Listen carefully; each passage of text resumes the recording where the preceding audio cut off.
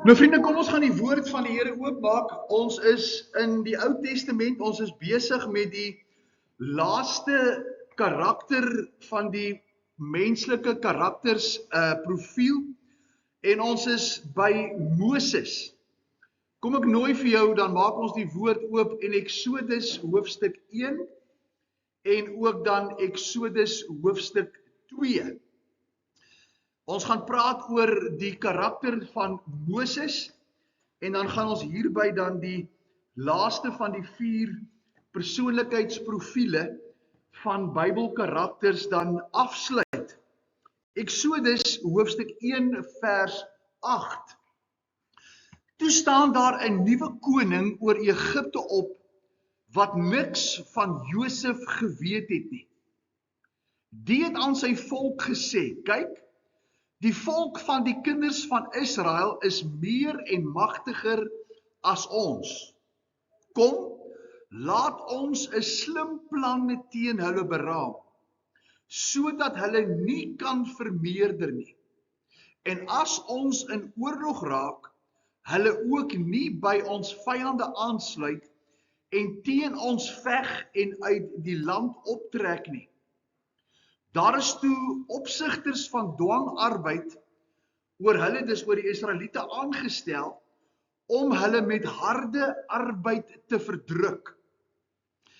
En hulle het vir Farao die voorraadstede van Pitom en Rames gebou, maar hoe meer hulle verdruk is, hoe meer het hulle vermenigvuldig en uitgebrei, sodat hulle bang geword het, dis nou die Egiptenare, vir die kinders van Israel.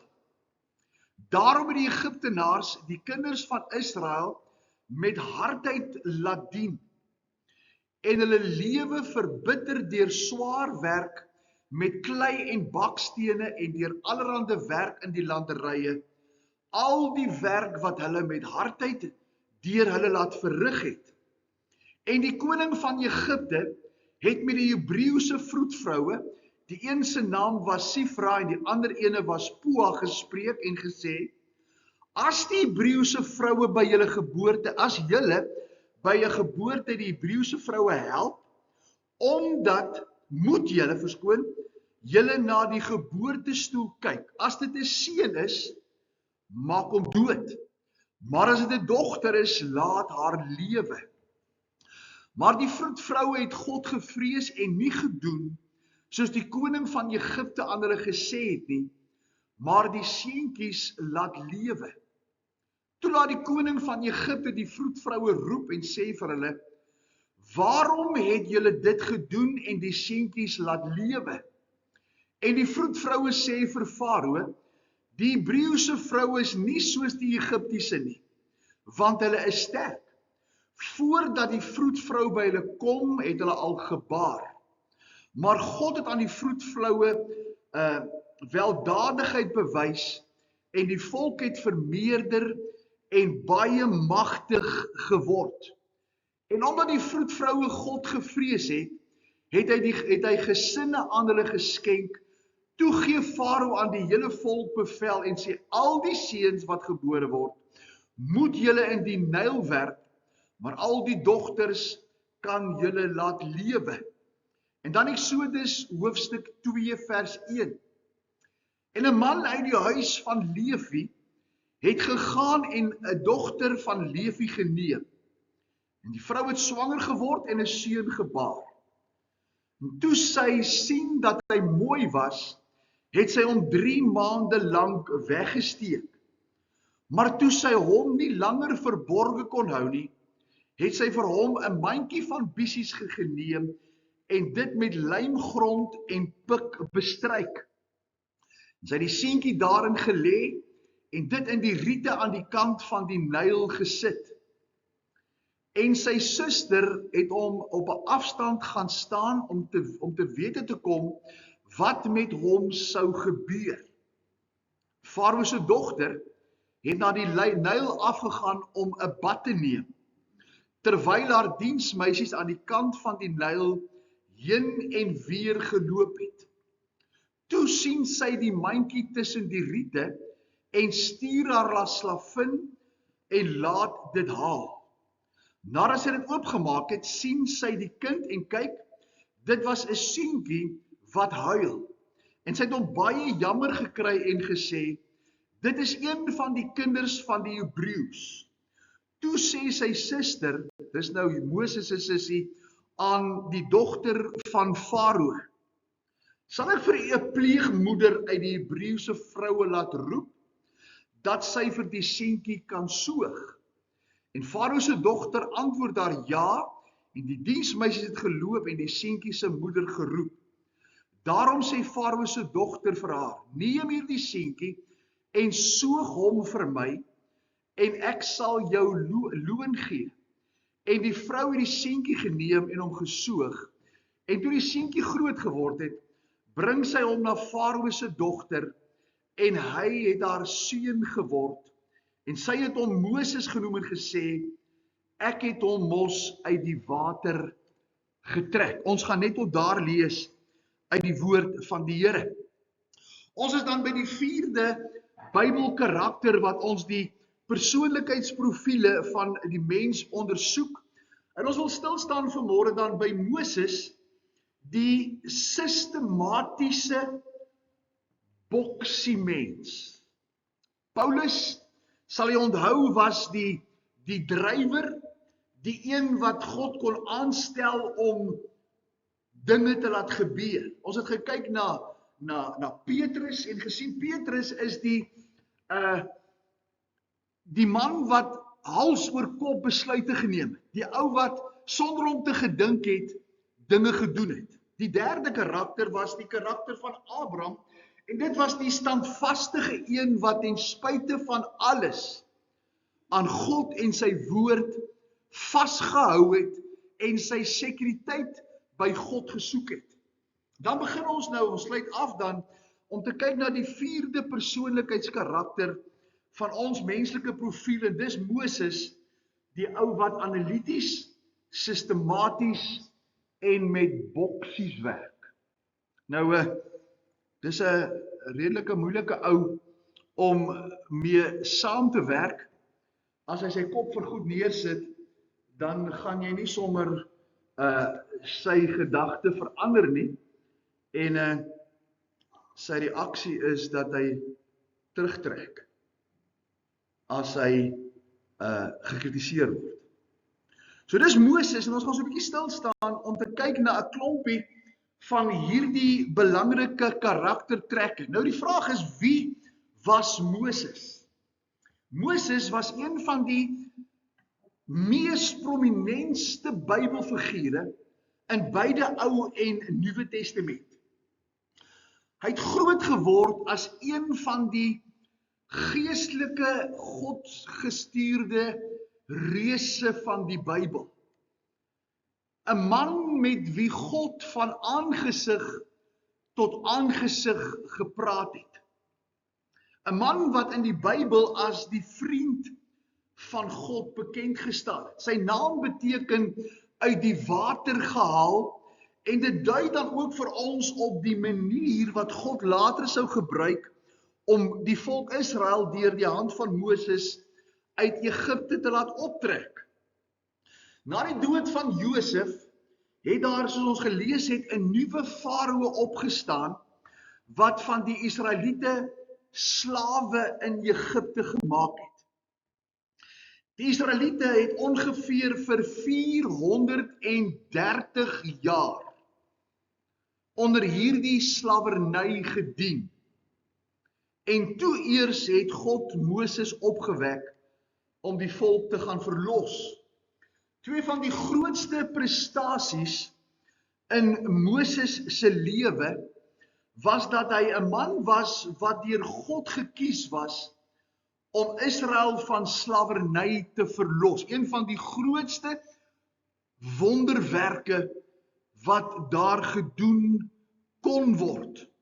En tweede was Moses die man wat die eerste 5 boeke van die Ou Testament geskryf het. En ons noem dit gesamentlik die Pentateug, of dan die wetboeke. Genesis, Exodus, Levitikus, Numeri en Deuteronomium. Nou, 'n baie belangrike grondslag, die wette van Moses, maar ook 'n stel boeke wat geweldige konflik veroorsaak, omdat mense nie verstaan dat jy die Joodse wette nie as heiden slaaf te volg nie. En daar word baie leerstellings, daar word baie dinge in die eerste 5 boeke van Moses geneem en toepaslik gemaak op heidene, wat dit in die kerk baie groot konflik veroorsaak het. Moses se lewe kan opgedeel word in 3 dele. Hy leef 120 jaar, 40 jaar na sy geboorte in Egipte. Hy slaan die Egiptenaar dood, hy vlug in die berge van Midian in. God berei hom voor vir 40 jaar om hom te kry op die plek waar hy uit sy boksie uitklim. En dan stuur God hom terug om die volk uit te laat trek en vir 40 jaar in die woestyn te lei. Hy sterf dan sonder om die beloofde land wat God aan Israel beloof het te sien. Kom ons spring weg en ons kyk baie vinnig na 'n klompie van sy karaktertrek. In die eerste plek sien ons Satan se poging om die komende verlosser van die volk Israel te stuit. As ons die geskiedenis lees in die boek Exodus, dan sal ons agterkom dat die Egiptiese wyses die geboorte van Moses as komende verlosser voorspel het. En ons lei dit af omdat Farao besluit om al die seentjies dood te maak. Daar is ook baie verskillende, ons kan nie nou daarby stil staan nie, 'n klomp ooreenkomste tussen die lewe van Moses en die lewe van die Here Jesus. Herodes wil Jesus doodmaak omdat hy die komende verlosser is, en so wil Farao vir Moses doodmaak omdat hy die komende verlosser is. So met ander woorde, Moses se lewe is al van voor sy geboorte 'n baie belangrike opsie en struikelblok vir die duiwel. Ek lees in Exodus 1 vers 5 en ek gaan nie alles lees nie want ek wil tyd spaar. Sê Farao nadat hy agtergekom het dat hier 'n magsverlies gaan kom, sê hy vir die vroedvroue van die Egiptenare dat hulle elke seentjie wat gebore word moet doodmaak, juis om te verseker dat die verlosser nie gebore word. En so het die duiwel hierdie pad geloop, want dink nou net, dat as die verlosser, of dat hierdie tydelike verlosser nie gebore sou wees nie, en die duiwel Moses kon laat doodmaak het, die volk nie uit Egipte kon gaan nie, die Hebreëse volk onder die mag van daardie destydse wêreldmag kon vernietig gewees het, en die duiwel uiteindelik kon keer dat Jesus nie gebore word. En dis vanmôre belangrik om te sien dat in die lewe van ons lewe, die duiwel nie sommer net lukraak daar sit en jou los dat jy kan maak wat jy wil nie. Jy moet vanmôre seker wees dat wanneer jy die pad van die Here wil loop, dat as die Here met jou 'n plan het, die duiwel alles in sy vermoë sal doen om jou skade aan te doen. Die duiwel kan niks verander aan wat Jesus gedoen het. So met ander woorde, wat is sy fokus? Om ons te laat verander om nie by Jesus uit te kom nie. Hy verander niks aan die evangelie nie, want hy kan nie.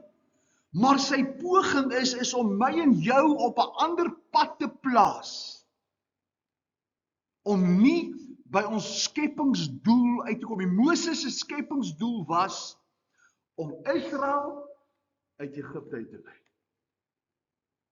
En die bonus sou wees, en ons gaan nou daarby kom, die bonus sou wees dat Moses na 120 jaar ook die vervulling sou sien, om saam met die volk in die beloofde land in te gaan, wat God aan Abraham beloof het.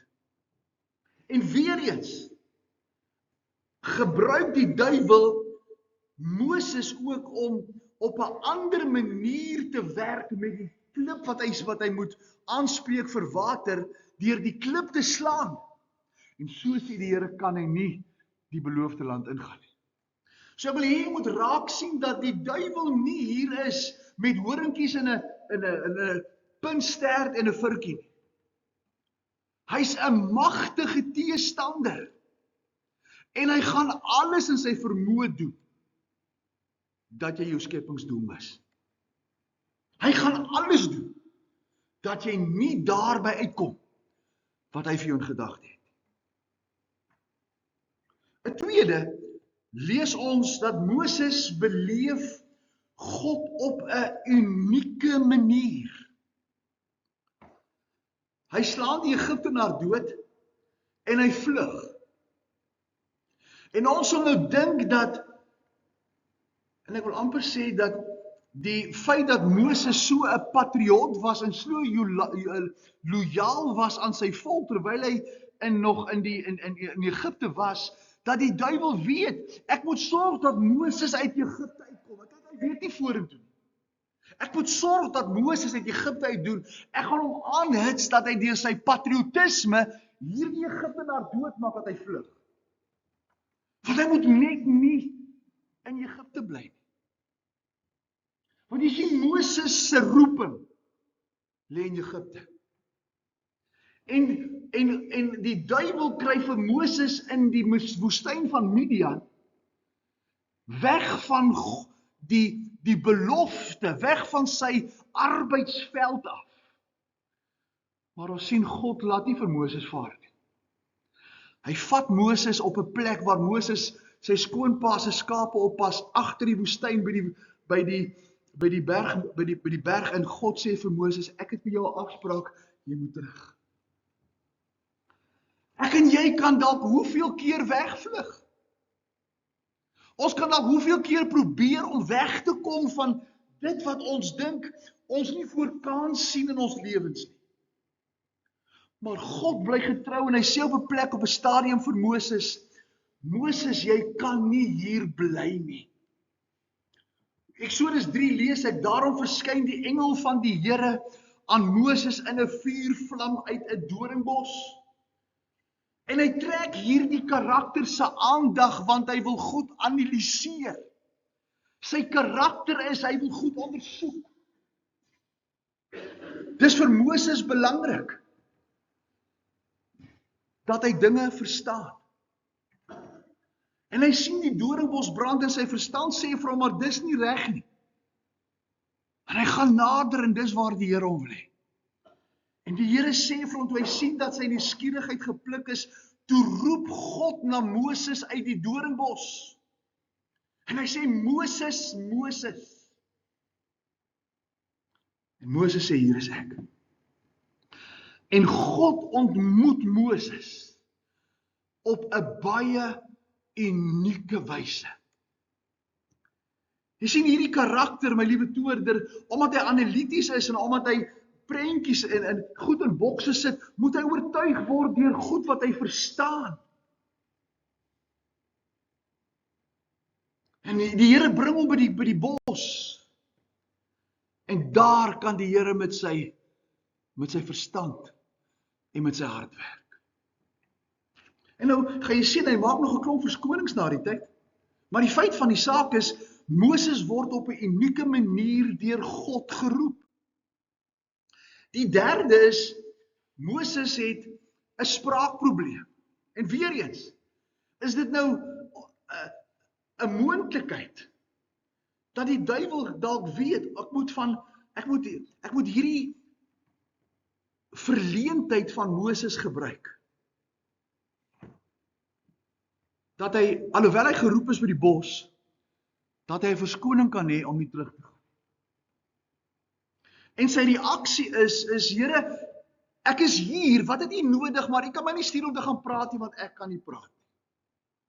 Ek het 'n spraakprobleem. Hy wil eerder vir 'n Aaron stuur. En hy wil terugstaan en die seën wat die Here vir hom het mis. Jy kan Eksodus 4 lees. Hy sê, ag Here, ek is nie 'n man van woorde nie. Van gister of van eergister of van dat ek u met u knegt gespreek het, want ek is swaar van mond en swaar van tong. En die Here antwoord en sê, wie het vir die mens die mond gemaak? Wie het vir jou die mond gegee om te praat? Jy het nie nodig om 'n orator te wees nie. Jy het nie nodig om die volgende gespreks of renasie freak te wees nie. Jy het nie nodig om met mooi woorde by Farao toe gaan nie. Jy moet vir Farao sê, laat my volk trek. Kan jy dit sê? Gaan dan nou, en ek sal met jou mond wees en jou leer wat jy moet sê. So ek en jy het vanmôre in Moses se lewe hierdie les van die Here sê, as ek jou roep, gaan ek jou toerus. En maak nie saak wat met jou omstandighede gebeur en wie jy dink jy is nie, ek het jou geroep. En miskien is dit 'n goeie ding dat jy swaar van mond is. Want ek wil nie hê jy moet Farao oortuig van jou opinie nie. Farao moet weet dat ek die Here is. Farao moet weet dat God sê, my volk moet trek, want ek het 'n belofte wat ek aan Abraham gemaak het. Maak nie saak van hoe jy dit vir hulle sê nie. Maak nie saak wat moet gebeur nie. Jy moet op die plek kom waar jy vir Farao sê, God het 'n ander plan met Israel as wat jy met hom het. Die vierde is dat God rus hierdie onbekwame toe. En hy gebruik Moses met 10 uitsonderlike plaae. As jy nou die gedeelte lees tot en met Eksodus 11 sal jy sien, dat elke keer sê die Here vir Moses, gaan na Farao toe en gaan bewys my. Gaan toon my aan hom. En hy gooi sy staf en dit word 'n slang. Hy vat later sy staf en die see word bloed. En elke keer as jy lees, dit is vir my so tragies, dat elke keer as daar ellende kom, dan sê Farao vir Moses, vra die Here dat hy hierdie plaag wegvat. En dan doen Moses dit. En die Here weet, Farao gaan sy hart verhard. Maar God gee deur Moses vir Farao nog 'n kans. Tot op, ek dink hier by die 6de, 7de plaag, as ek nou reg is, staan daar, elke keer van die voor sê, en Farao het sy hart verhard en geweier. Hier by plaag 7, staan daar, en die Here het Farao se hart verhard. En hy gebruik Moses met hierdie plaag, met hierdie uittog, die kloof van die Rooi See, om die volk op 'n plek te bring, waar hulle die belofte kan ontvang. Hy rus vir hierdie onbekwame man toe. En hy sê, daar in Eksodus 12 vers 30, maak jou klaar, trek weg onder my volk, julle sowel as die kinders van Israel, gaan en dien die Here, sê Farao vir Moses. Moses het aangehou en aangehou, ten spyte van 10 verlore kere. En op die 10de keer, terwyl God Farao se hart verhard, kom Farao tot die besef, hierdie volk is my meer nadelig as voordele. Gaan dien julle Here in die woestyn. Neem ook julle kleinvee en julle beeste saam met julle. Gaan weg en seën my ook. Op 'n stadium, my liewe toerder, lees en ek beleef dit dat Farao so moeg geraak vir die ellende, dat hy vir Moses sê, trek tog net dat julle kan wegkom, dat ek bietjie gaan vrede hê. En so moet ek en jy as ons met mense oor die evangelie deel, so aanhoudend wees, soos Moses. Dat hierdie ou later besef, ek kan nie meer nie, ek moet nou of hierdie ou aanrank, of ek moet nou begin luister na sy aanbieding, want dit gaan nie stop nie. Maak nie saak of hy die eerste 10 keer, kyk wat gebeur van die ou wat nie kon praat nie, die ou wat vir Aaron wou stuur, na die man wat God toegerus het. Hy hou aan en hy hou aan en hy hou aan, want op daardie stadium na 80 jaar, besef Moses, dis hoekom ek geskep is. Besef jy, Moses, dat ek jou nie uit die mond van die krokodil in die Nylrivier beskerm het, om vir jou 'n lang lewe te gee wat jy self kan kies nie.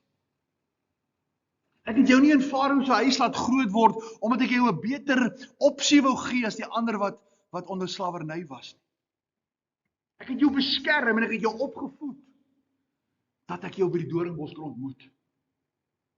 Dat ek jou kan terugstuur, want daar is jy gebore, daar is jou werk. Moses luister ook na Jethro sy skoonpa se raad. En vir iemand wat in boksies dink, is dit 'n groot stap wat geneem moet word. Want jy werk jou planne uit en jy sit dit in 'n boksie, en nou kom iemand anders en sê, maar jou boksie gaan nie werk nie. En Moses het alles gedoen.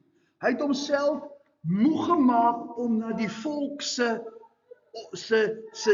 lewe om te sien, om hulle gelukkig te hou. Want jy sien, hy's 'n taakgerigte mens, dit gaan oor die taak, maar dit gaan vir hom pertinent oor dat dit wat ek doen, resultate moet hê. So ek kan nie bekostig om hierdie mense te los nie. En Jethro sê vir Moses, Moses, stel vir jou mense aan wat jou in die werk gaan help. En Moses kom op die plek waar hy besef, dat as ek hierdie oudses nie aanstel nie, gaan ek nie kom by dit waarvoor die Here my geroep het nie. Ek moet die leier wees. Ek kan my nie besig hou met alles van die volk nie. Ek moet delegeer. Ek moet werk uitdeel, want God het ander mense ook geroep. En dis seker een van die grootste skuwe wat hierdie karakter moet maak, is om te besef dat jy hoef nie alles te doen nie. God het ander mense ook bekwaam gemaak. En luister net na raad.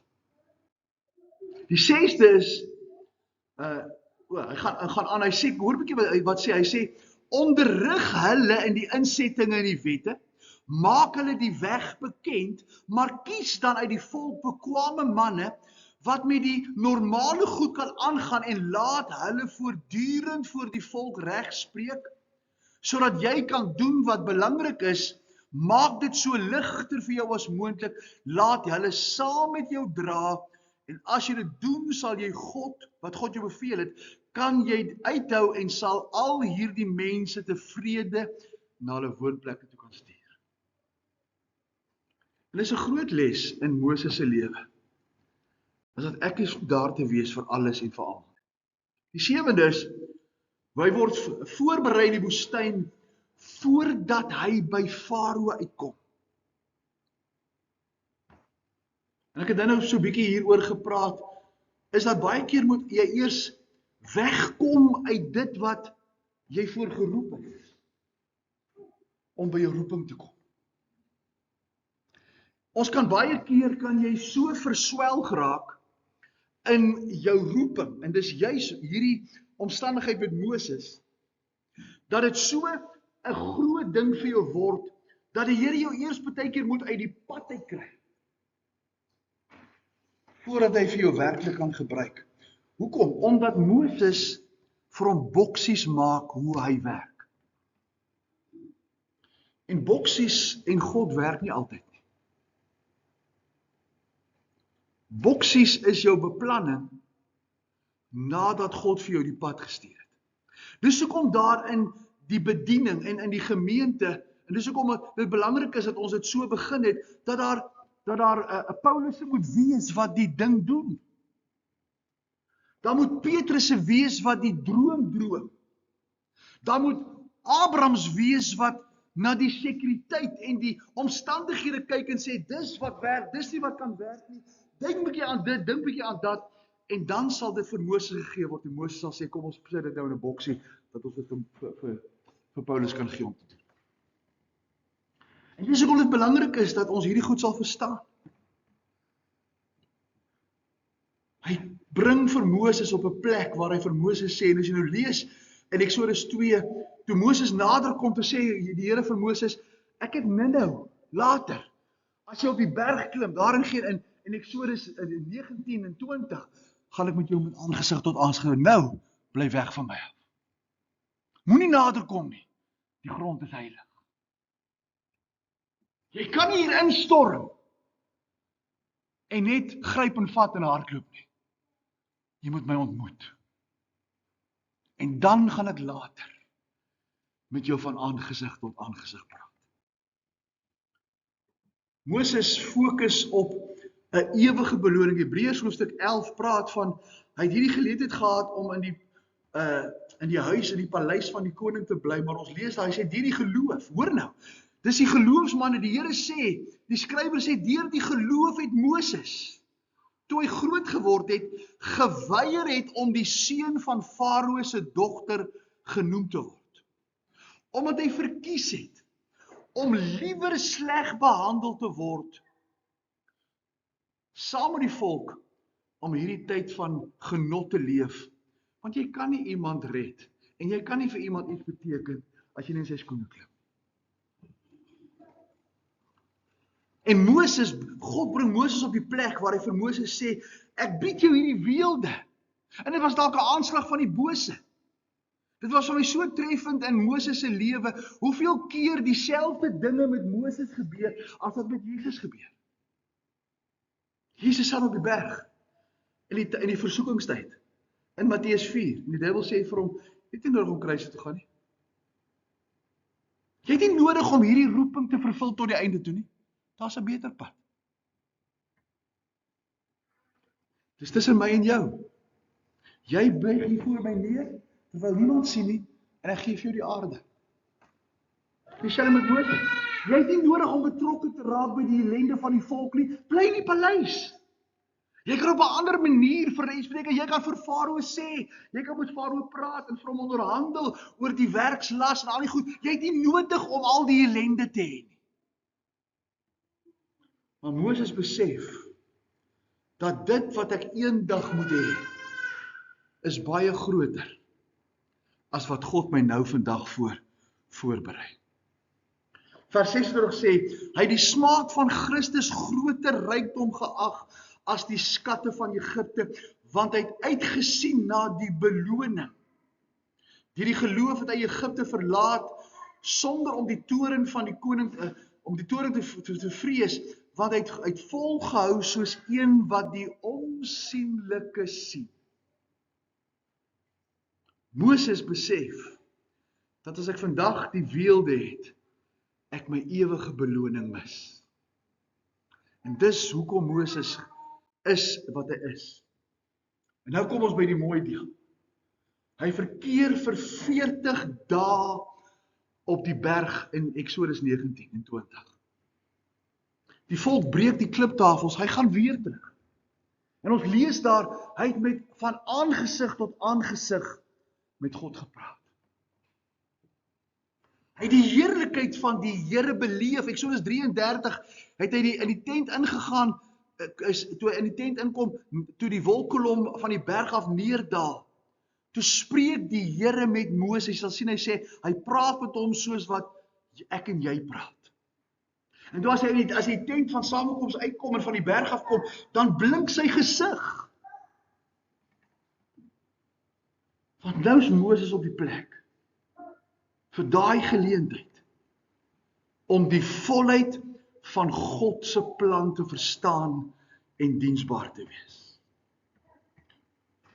33 vers 11, dan spreek die Here met Moses van aangesig tot aangesig, soos 'n man met sy vriend spreek. En dan verwyder hy hom uit die teenwoordigheid. 34 vers 30, en Moses kom uit die heiligdom uit, en sy gesig het geblink, daarom het hulle bevrees gewees om naby hom te kom. Ek wonder partykeer, as ons werklik in die teenwoordigheid van God was, of die wêreld hierdie belewenis van ons het. Nie blink gesigte en dat God met ons praat van aangesig tot aangesig. Dis nie, dat die wêreld besef dat hierdie man, hierdie vrou, was vanmôre in die teenwoordigheid van God. Hierdie gesprek kom nie uit 'n opinie nie. Hierdie gesprek kom uit die gesag en die teenwoordigheid van God uit. En dan Moses se sonde, wat verhoed dat hy die beloofde land ingaan. Die volk is dors. En die Here sê vir Moses en Aaron, spreek julle die rots aan voor julle, dan sal hy water gee. So moet jy dan vir water uit die rots laat vloei vir die vergadering en hulle vee laat drink. Vers 11, Numeri 20. Daarom het Moses sy hand op die daarom tel Moses sy hand op.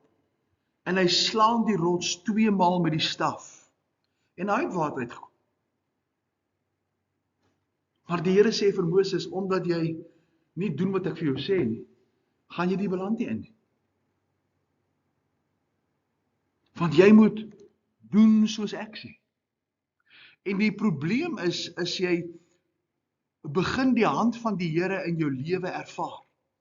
As jy begin sien hoe die Here jou gebruik, dit het presies met Judas Iskariot dieselfde gebeur. Die oomblik toe hy begin naam kry, toe begin hy die opinie hê, ek kan luister, maar ek kan maak wat ek wil. En Moses is deur hierdie hele proses van pla en die Rooi See en die wette wat gegee is en sy gesig wat blink, en ek dink Moses kom op 'n stadium wat hy sê, ja, ek moet water kry, maar ek kan water op my manier. Moses sê, ek sal nie die klip raak nie, ek sal die klip in die staf slaan. En daar sê die Here vir hom, jou ongeduld en jou ongehoorsaamheid maak dat jy die belofte wat ek vir Abraham gemaak het, die belofte wat hierdie nuwe geslag ingaan, onthou nou die ou geslag het gesterf, die klomp wat by Kades omgedraai het, wat in Numeri rondgeswerf het, hulle het gesterf, en God vat die nuwe geslag in die land in.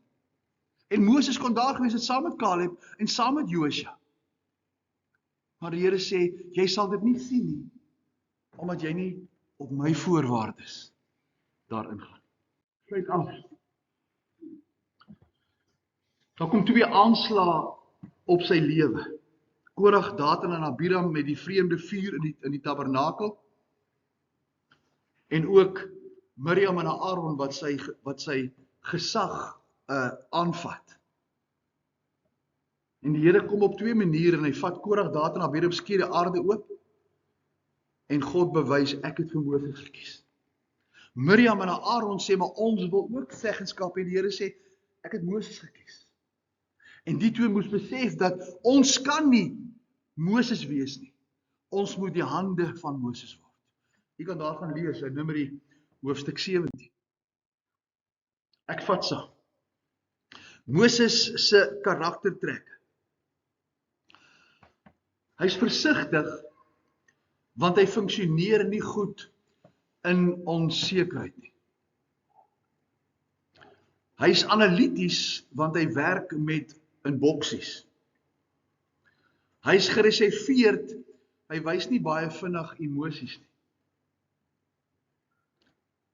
Hy's presies, hy vermy onnodige detail. Jy kan vir Abraham al die detail gee, want hy moet analiseer, hy moet bepaal wat is reg en verkeerd. Petrus gaan vir jou genoeg detail gee dat jy moeg word van hom. Moses en Paulus Sê vir nie vir my al die detail nie. Gee vir my wat ek moet doen. Ek fokus met dit, en dan as ek 'n Paulus is, dan doen ek dit. Hy's presies, hy's privaat. Hy behoort aan 'n spesifieke klomp mense, en hy sal vir daai mense alles doen. Op 'n stadium doen die volk sonde. En die Here sê vir Moses, ek gaan die volk straf, en Moses tree en hy sê, Here, ek vat my lewe. Moenie hulle laat sterf, laat my eerder sterf. Want jy sien, hy behoort aan en hy's lojaal tot die dood toe. En hy werk met sisteme. Sistematies werk hy met sisteme. Dis Moses, die sistematiese, analitiese boksiemens. Ons gaan volgende week, gaan ons die 4 karakters saamvat, en ons gaan so 'n bietjie meer detail gee oor hoe dit in mekaar inpas, en hoe dit belangrik is dat wanneer ons saamwerk, ons hierdie karaktertrekke in u en in my lewe sal verstaan, om te weet hoe jy met hierdie ouens werk, en waarom sekere mense sekere dinge moet doen. So kom volgende week, kom met 'n verwagting, en as jy wil meer weet van jou karakter, bring 'n papier en 'n pen saam, en dan kan ons so 'n bietjie na die analisering van die karaktertrekke kyk. Kom ons buig ons harte, en dan gaan ons net eers saam bid. Here, baie dankie vir dit wat ons die afgelope klompie weke saam met mekaar kon deel. En Here, ons besef die uniekheid van hoe God die mens maak. En hoe uniek, Here, u ons elkeen kan en wil gebruik. En Here, ons het ons sterkpunte en ons het ons swakpunte. Ons het ons vrese, ons het ons geloof. Maar dankie dat u ook gewillige mense toerus. En Here, onbekwames rigting gee.